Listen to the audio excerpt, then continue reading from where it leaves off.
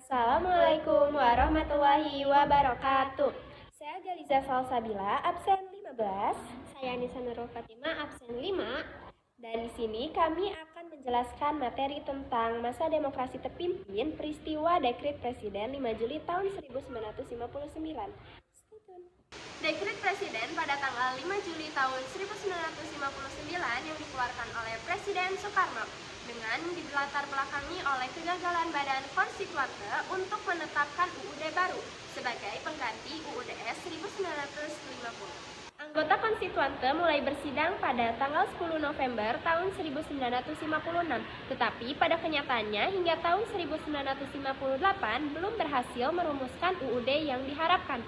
Sementara di kalangan masyarakat, pendapat-pendapat untuk kembali kepada UUD 45 semakin kuat.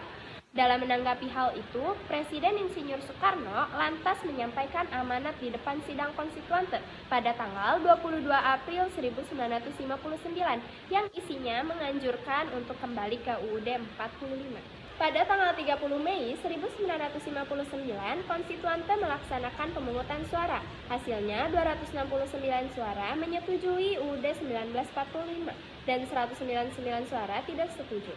Meskipun menyatakan setuju lebih banyak, pemungutan suara ini harus diulang karena jumlah suara tidak memenuhi quorum atau jumlah minimum anggota yang harus hadir, biasanya lebih dari separuh jumlah anggota, agar dapat mengesahkan suatu putusan.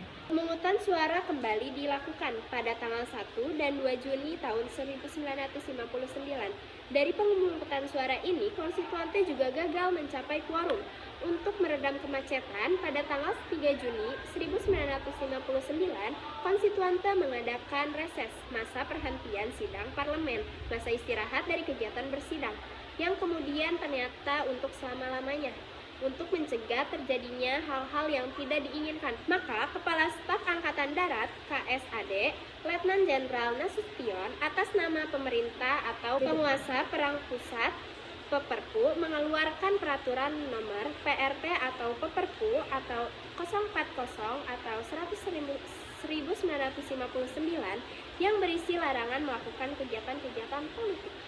Pada tanggal 16 Juni 1959, Ketua Umum PNI Suwirjo mengirimkan surat kepada Presiden agar mendekretkan berlakunya kembali UUD 1945 dan membubarkan konstituante. Gagalnya konstituante melaksanakan tugasnya dan rentetan peristiwa politik dan keamanan yang menguncangkan persatuan dan kesatuan bangsa mencapai klimaksnya pada bulan Juni 1959.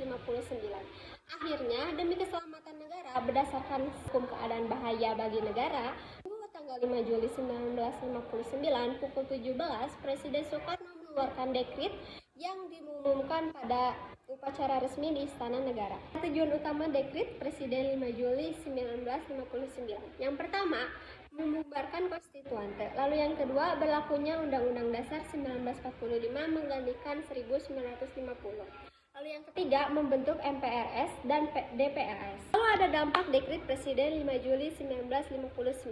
Yang pertama, terbentuknya lembaga-lembaga baru yang sesuai dengan tuntutan Undang-Undang 1945. Misalnya MPRS dan DPRS. Lalu yang kedua, bangsa Indonesia terhindar dari konflik yang berkepanjangan yang sangat membahayakan persatuan dan kesatuan. Lalu yang ketiga, militer semakin aktif dan memegang peran penting dalam percaturan politik di Indonesia. Setelah dikeluarkan dekret Presiden 5 Juli 1959, disambut meriah dari seluruh lapisan masyarakat Indonesia karena sudah sekian lama masyarakat menunggu keputusan. Masyarakat Indonesia sudah jenuh dengan keadaan ekonomi yang kurang stabil terkait masalah ini.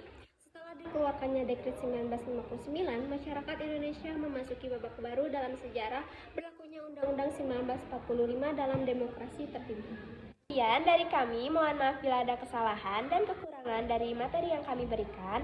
Wassalamualaikum warahmatullahi wabarakatuh.